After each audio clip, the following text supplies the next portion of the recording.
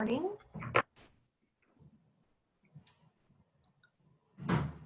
All right. Welcome everyone. It's 12:10. We may have a few more people who join in, but we'll go ahead and get started. I am Tara. I work with the Friends of the Library on behalf of TCCL. And welcome today. This is our final book sandwiched in for this abbreviated summer series that we're doing. If you're not familiar with it, the Friends typically put on Book Sandwiched In every fall and spring, and they have been putting it on for over 50 years. So this is obviously a new format for us, and the committee has been hard at work making book selections for the fall. And unless anything changes, it will probably be in a similar format to what we've been doing over the summer. So be looking forward to that. Friends of the Library is a membership organization for anyone who just loves our library and wants to give a show of support to the library. They've been aiding the library since 1957. And if you want more information on some of the other programs that they put on, or if you're interested in becoming a friend of the library, you can go to tulsalibrary.org/friends and you can sign up there. And with that, I am going to toss it over to Sarah. Hi. So my name is Sarah Dawson, and I have never done Book Sandwiched In, so I'm really excited to do this today, even if it is in like a weird format that we don't normally do. So yeah, bear with us. I am going to be looking this way because my notes are on this screen, and on this screen it's what you guys see. So I'm not trying to like ignore you. I am just looking at my notes over here. So yeah, like I said, my name is Sarah Dawson. I'm the Teen Library Associate at the Owasso Library, and I'm really excited to talk to you about my favorite book that I read this year, which is The Book of Longings by Sue Monk Kidd. All right. Okay, so here's Sue Monk Kidd. She has published 8 works, and I'm going to go over those a little bit next. She is quite a name for someone who's only published 8 things, though. I think that we've all heard of many of the things that she's published, so I'm excited to talk about those. She was raised in Sylvester, Georgia, which is a smaller town. She went to school in Texas at the Texas Christian University, and it has now given her or granted her an honorary degree, or honorary Doctor of Letters degree, which is awesome. So that happened very recently. She took many creative writing courses after she finished her bachelor degree, and she's attended a bunch of writing conferences. She's written in many magazines and smaller published material. And so she didn't actually start writing fiction until her 40s. Now she lives in North Carolina with her, her daughter lives next door. She's also a writer. That's Ann Kidd Taylor. And yeah, she's a really, the more I kind of read about her, the more I fell in love. Sue Monk Kidd is pretty awesome. And her books are incredible. So just really briefly, because I don't want to spend too much of the presentation talking about other books, but I think that we kind of have to talk about the ones that she has read to kind of see how in the world the Book of Longings even fits in with her other works. So first we have, these are all her fiction works. We've got The Secret Life of Bees, which really took the world by storm. It sold over 8 million copies worldwide, which is crazy. And it's about 14-year-old Lily and her black housemaid Rosaline. There's a movie about it. There's plays about it. It's taught in curriculums all across the country. And then in 2006, she releases The Mermaid Chair, which is about Jessie Sullivan, and she's on a journey to love herself. And then in 2014, we get The Invention of Wings, which is a historical novel instead of just purely, it's still purely fiction, but it's also historical fiction. And it's based on the real life abolitionist leader, Sarah Grimke. And all of these books are based in South Carolina. All of them feature women as main characters, and all of them look at, the relationships that these women have with all of, important other characters, and really like how they come to be themselves. So, with that being said, how does a book about the wife? Oh my goodness, there's my dog. Sorry, guys. They're not next to the door, but you'll probably hear them. Okay, so how does how does a book about the wife of Jesus fit into her repertoire? For that, we need to look at the nonfiction things that she has written. And there we go. And hang on, somebody rose up their hand.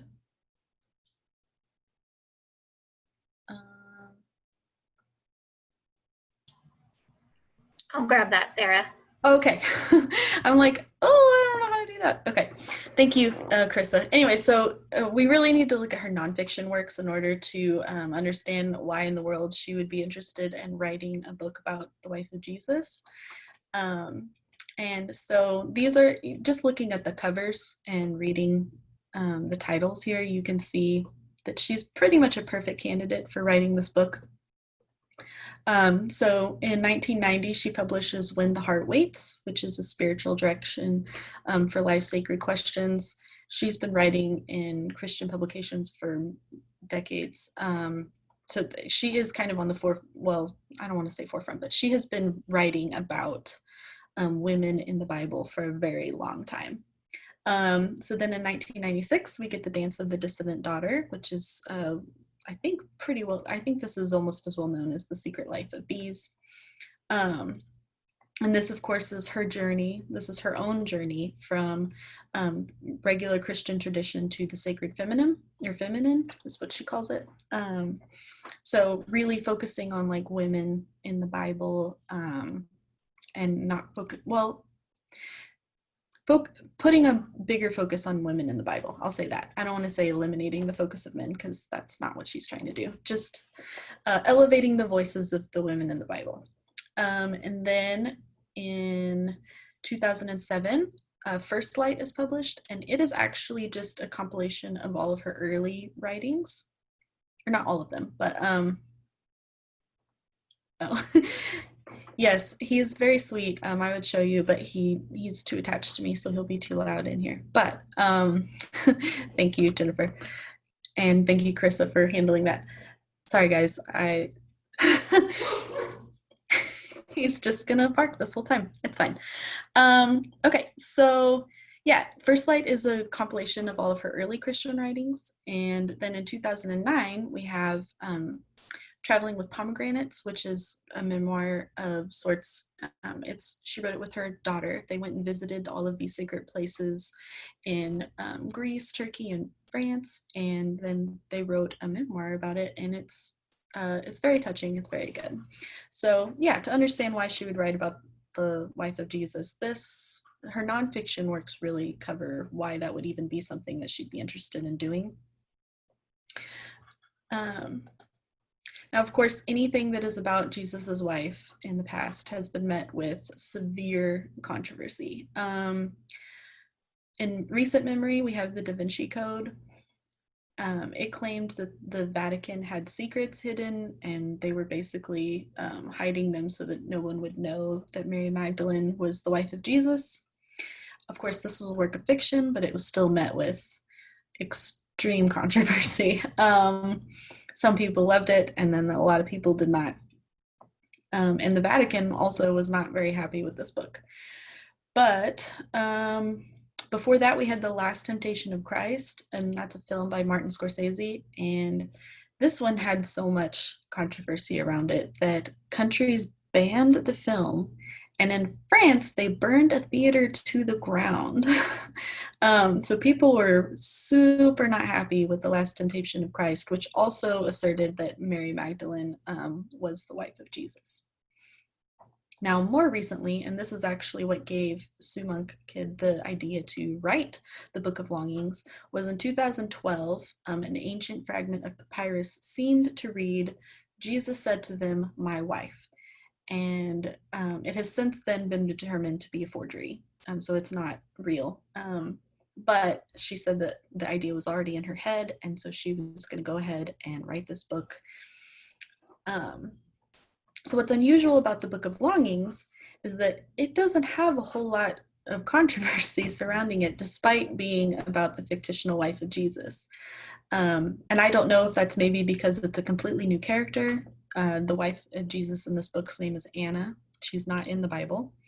So I don't know if it's that it's totally fiction. I do know that the book is lovely and it's wonderful. So maybe, of course, I'm not going to say that the Da Vinci Code or the Last Temptation of Christ aren't. Everyone has their opinions about that, but I honestly don't know why there's not a whole lot of controversy around this book. And neither does anyone else. Maybe we got it all out of our system with these other instances, or maybe it's just, Sue Monk Kidd does have a long history of writing about the divine feminine and, these voices in the Bible they don't get a voice.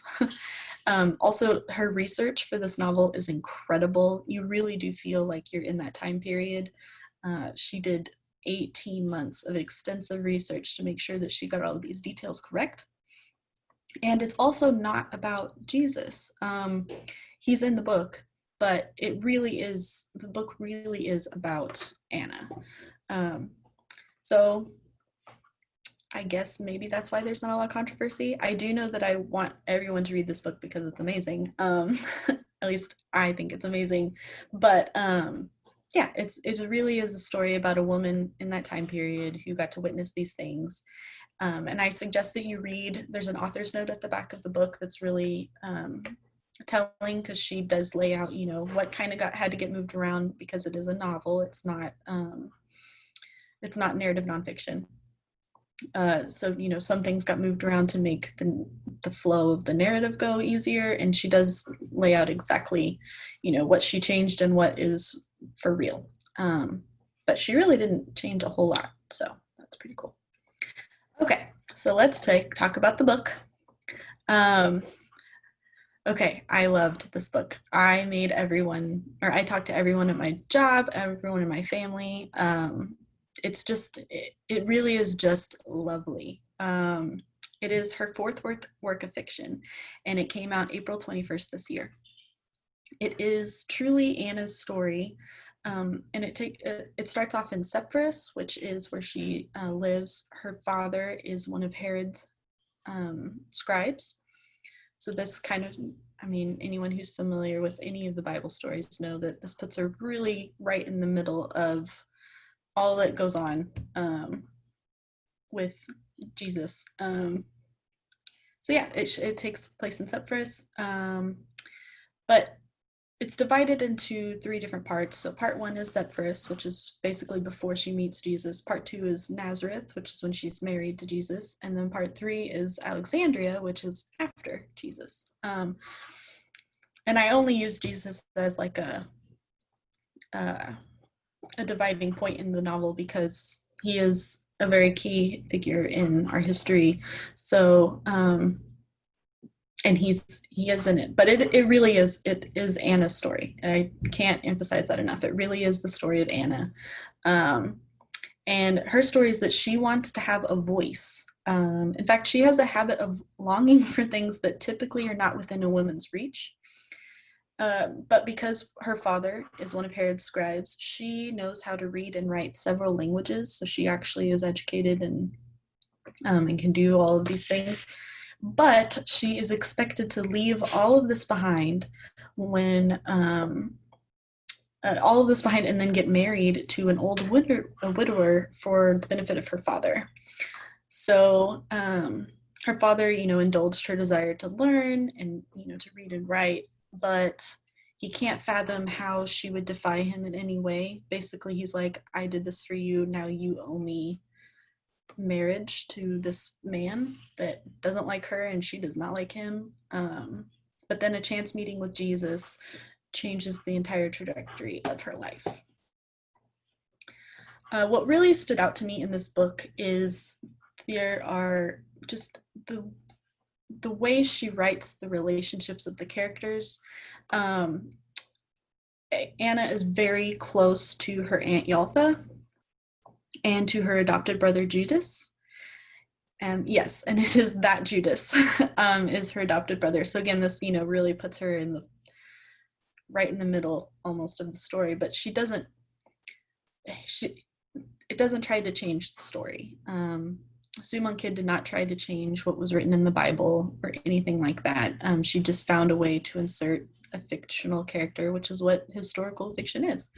So yeah, it is that Judas, and he's her adopted brother. And both of these characters, Yaltha and Judas, are they're very rebellious.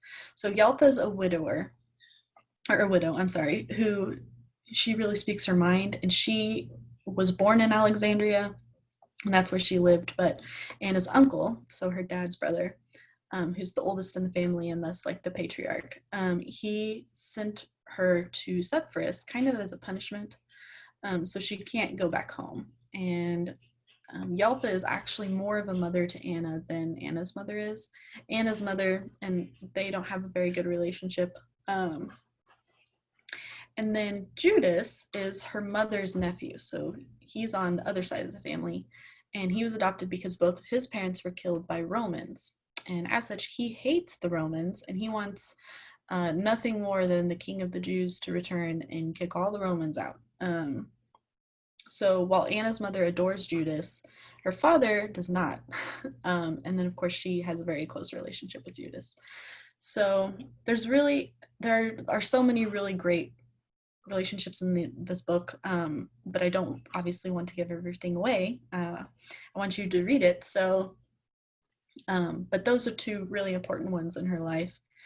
And then, of course, Jesus is a very important relationship, and he really understands Anna, which is why they get married.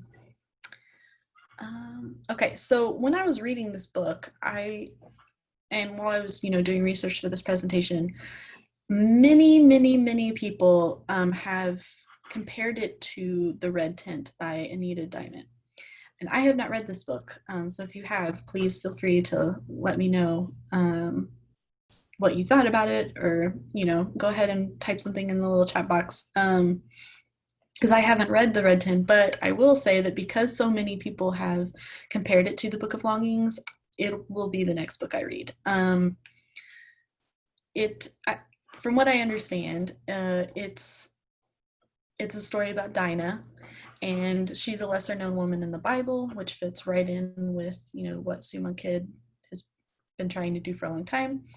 And so it obviously brings her story to the foreground, and the Book of Longings does the same thing. It basically imagines that Jesus has a wife, so it's another famous biblical character, and like their secondary or even like tertiary character, they just give them a story. So yeah, I can't wait to read The Red Tent. It is that time period, and well, no, it's actually before that time period, but yeah, it really seems like people who loved this love the Book of Longings, so it'll be the next one I read. However, when I was reading the Book of Longings, I really was reminded of Circe by Madeline Miller. So this is a newer book, but it really did remind me of Circe. Reminded me of Anna a lot. Anna is way more outspoken than Circe is, especially initially. I don't know if you guys have read Circe by Madeline Miller. I highly recommend it. It's beautiful, but it has the same like lyrical style of writing that really takes you on a journey through the characters' lives, which is exactly what the Book of Longing does, and what Circe does. So yeah, it chronicles how Circe is banished to an island because she does not fit in with the rest of the immortals, because she is a goddess, and there she discovers, her power and who she really is and who she wants to be. And Anna, this is what Anna does. She doesn't fit in the society that she lives in. She wants to write, she wants to have a voice, she wants to give women voices, and that is just not that's just not what they were doing back then. So she, in a manner of speaking, is banished. I I'm I mean, like I said, I don't want to give the plot of this book away, but I mean, she doesn't fit in, so she has to find somewhere where she does. And yeah, she discovers what she wants to be. She discovers her power. So I really found a parallel between Circe and Anna. Um, and then there are also other kind of parallels, like in Circe, we have Odysseus, who's a very famous historical figure, and um, and then of course Jesus. And both of these are men that are well known, and stories of women who knew them, um, obviously fictional, being a part of their story, but this isn't their point of view. It's not, and not even just their point of view of these men's stories, but it's their story from beginning to end. So I really saw a lot of parallels between the two. So if you haven't read Circe, I highly recommend it. If you have, then and you loved it, then you will understand what I'm talking about. But yeah, it is very similar to the Book of Longings. And yeah, also they just don't fit in. Circe and Anna, they don't fit in, and kind of what they become isn't necessarily what society wants them to be, but it is who they are, and they own it, and it's fantastic. So yeah. Between the screens. Okay, so I think I've made it pretty clear that I love this book a lot. I do. I loved it, and I'm speaking from someone who did come from a Christian background, and I love this book. I really think that it has appeal to everyone. It's so good, but I wanted to kind of leave you with, this is a little bit short, I'm sorry guys, but I kind of wanted to leave you with, this is from Sue Monk-Kidd's website as kind of a reason to read this book. So, grounded in meticulous research and written with a reverential approach to Jesus's life that focuses on his humanity, the Book of Longings is an inspiring, unforgettable account of one woman's bold struggle to realize the passion and potential inside her, while living in a time, place, and culture devised to silence her.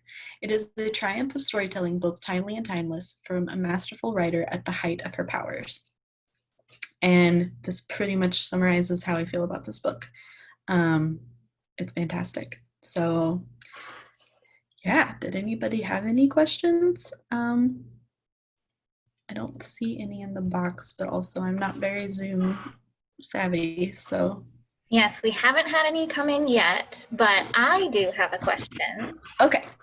So with Anna being a purely fictional character, did Sue Monk-Kidd do a good job of making her a well-developed character in comparison to other characters in the book who are actually historical?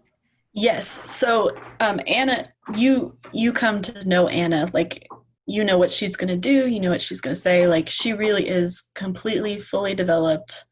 I mean, you could honestly just take Jesus, and I mean, obviously some meaning would get lost because Jesus is who Jesus is, right? But if you just inserted a different, really famous historical figure in there, it would still be Anna. Like she is completely fully developed, well-rounded, and like I said, we start at the very beginning of her life. We go through whenever she does meet Jesus. We go through her marriage with Jesus, and then we go through life after Jesus. So yeah, she is definitely the star of the show, and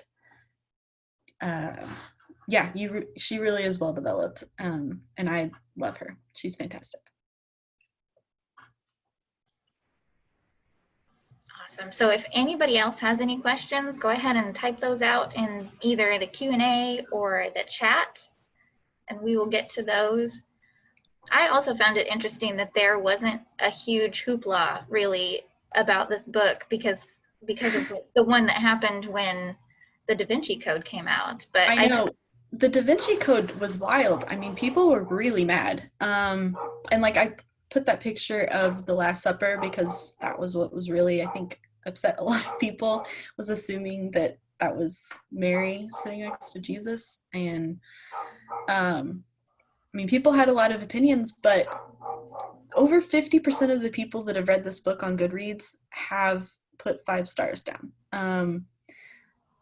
And there's just not a lot of controversy. As a matter of fact, I read, a New York Times article and a Washington Post article, and they both said it was kind of amazing that there wasn't much of a controversy. And that's kind of where I got we don't know if it's just maybe people are tired of getting up in arms about Jesus having a wife, because we have had past controversies that have been huge, or if it's just, we kind of expected. This is something we can definitely expect from Sue Monk Kid. So yeah, I don't know. And also, yeah, I just saw Jennifer. Maybe it is that she is completely fictional. So there's also that. She is 100% fictional, and it is a novel. It's not trying to be anything else than that. Oh, dogs, I'm so sorry. And I think you're right too. I mean, she's kind of established herself as a Christian sort of academic writer in a way. So she's kind of proven herself to be knowledgeable in that side of things. So I think it's because my dog is outside, so the other dog is barking. I'm so sorry, guys. That's great. Carolyn also mentioned that it maybe didn't get as much buzz because it was released in the middle of COVID. So yes, definitely lots of other things on people's minds. Yeah, and that's true. I mean, it wasn't, the release date wasn't like pushed back or anything. So this is like when it was going to come out. But yeah, COVID has definitely become almost, I'm going to say, overwhelming for a lot of people to even think about or have the bandwidth to think about anything else. So that might also be why. That is a really good point. It was released right in the middle of the COVID outbreak here in America. So it's totally possible that that's part of the reason why people didn't get all up in arms about it. I will say, I will repeat, I guess. I did come from a Christian background, and I read this book and absolutely loved it. And I have had many people, I read a lot of Goodreads reviews, and it seems like that's kind of the general consensus. Even if you're Christian or not, this is just a very enjoyable book. Obviously, there are some people who don't appreciate it, but there really hasn't been much of a controversy, at all. And we've had a comment in the Q&A that maybe it's still too new for controversy, and maybe that might come as more people read it, which that's also a good point as well. Yeah, and it's a really good point. I mean, I don't foresee it being on the level of the Da Vinci Code, specifically because it is a completely fictional character and it's just a novel. But who knows? I mean, maybe her background as, a Christian writer in the past will cause some controversy whenever people actually can give that some thought. It's not about the virus. And it looks like Angela said, I think it makes sense that Jesus, a 30-year-old man or Jewish man, would be married. I suspect that most of the disciples were also married. So Sue Monk Kid actually does comment on this in the author's note. She mentions in the author's note that the Bible doesn't say he wasn't married. It also doesn't say he was. But during that time, you could not be a man, really, until you were married. So it might have been one of those things that goes without saying. But, I mean, it doesn't say. So this is just purely, and she also emphasizes this is purely just a work of fiction from her own mind. And also one of the interesting reasons why she wrote this is she was like, can you imagine if Jesus did have a wife? First of all, that would be like the most silenced woman in history. But second, imagine if in Western culture, instead of like demonizing women, and like making virginity this like, you know, ultimate thing, that maybe we, trying to remember how she worded this, maybe we would see some spirituality in a marriage and all of that it contains, instead of, you know, upholding like priests, maybe they wouldn't have to be celibate. It would change a lot of things, and so she wanted people to kind of think about that, of like what would happen if Jesus did have a wife. Would that change the way that we, you know, are? I suspect it would. But yeah, it would make sense for him to be married. I'm not going to say if he was or not because we don't know, but it would make sense. So that's why this story works, because it's not like she's not really grasping at something that's completely impossible, I guess.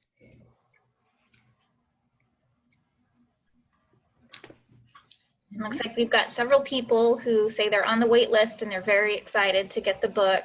It's gorgeous. Like, so her attention to detail for this novel it's so great. You were immersed it's 17 CE, I think, is when this starts.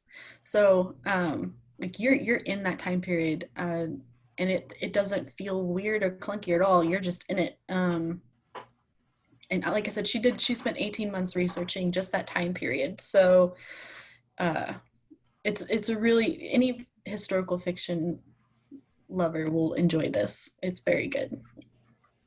And I would say too, while you're waiting, definitely read any of her other books. I've only read The Secret Life of Bees, but yeah.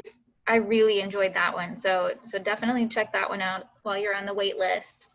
And The Red Tent as well, and Circe. So yes. You have some other options while you're waiting. And I'm pretty sure we have all of the books I went over. We have all 8 of her books, I think. So The Invention of Wings is fairly recent. The Secret Life of Bees, of course, is the one that most people are familiar with, and it is very, very good. The Mermaid Chair, When the Heart Waits, The Dance of the Dissident Daughter, First Light, and Traveling with Pomegranates are all of her books. And then we've got another question in the Q&A. Okay. Do you think controversy will encourage more reading of this book? I do. Yeah, because, you know, the life of Jesus is a historically controversial topic. And I mean, lots of people watched The Last Temptation of Christ, and a lot more people read and watched the Da Vinci Code. So, yeah, I do think that, let me look at the question again. But yeah, I do think that it will prompt more people to read it, but it's worth reading. I mean, it's a fantastic novel in its own right. And like I said, you could take Jesus out of it. It would kind of diminish some of the meaning of that time period, I guess, but it could be any other important figure during that time, and you would still have Anna. So yeah, I do think controversy will have more people read it, but I think that they will be glad they did. All right, well, I think that is all for our Q&A. One more popped in. Let's see. Oh, someone else agreeing that The Invention of Wings is excellent fiction about Lucretia Mott, the abolitionist and feminist, but beginning at age 11 and focusing on her personal life and development of her ideas and her commitment. So it kind of sounds like she kind of pulled from that same format of historical novel covering. Yeah, I think whenever she did when she did The Invention of Wings, she got like the foundation for writing a historical novel. And then in 2012, when that ancient papyrus was found, she says it's what gave her the the idea to do it. But obviously we know that's a forgery now, but you know, we have the Book of Longings and I'm not sad that we have it. All right. Well, thank you so much, Sarah. You did a great job. And I know that everyone here has now, if they hadn't already had it on their list, they're going to put it on their to read list. And I think we do have quite a long waiting list for it already. So definitely take advantage of the other ones she suggested. Yeah. And yeah, thank you guys for joining us for this last summer book sandwiched in. And we will see you guys in the fall. Yeah, Thanks. thank you so much. Thank you.